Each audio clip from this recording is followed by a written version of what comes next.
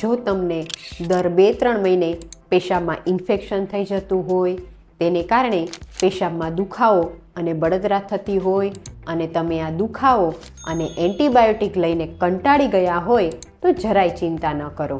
આ સમયે આ 5 આદતોને જરૂરથી અપનાવો. આ 5 આદતો અપનાવવાથી તમારી જિંદગી બદલાઈ જશે. સૌથી પહેલી આદત કે પાણીને તમારો મિત્ર બનાવો. મિત્રો, તમે ગમે તેટલા વ્યસ્ત હોય પણ આખા દિવસમાં 3 થી 4 લીટર પાણી પીવાનું જરૂરથી રાખો.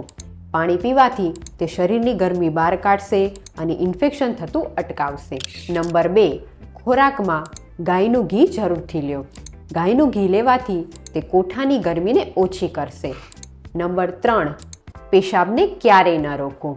ગમે તેટલા કામમાં વ્યસ્ત હોય પણ પેશાબ રોકવાથી તે ઇન્ફેક્શનને વધારે છે, સાથે સાથે પેશાબમાં દુખાવો અને બળતરા કરે છે. માટે પેશાબ રોકવાની ભૂલ ક્યારેય ન કરો.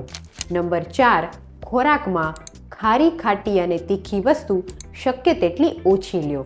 કારણ કે આ બધી જ વસ્તુઓ શરીરમાં પિત્ત દોષને વધારે છે અને એને કારણે જ પેશાબમાં બળતરા અને દુખાવો થાય છે. માટે ખારી, ખાટી અને તીખી વસ્તુ શક્ય તેટલી ઓછી લ્યો.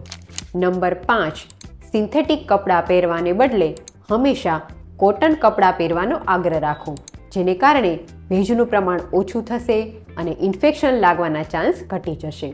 વિડીયો એવા બહેનોને જરૂરથી શેર કરો કે જેમને વારે વારે આ યુટીઆઈની તકલીફ થઈ જતી હોય.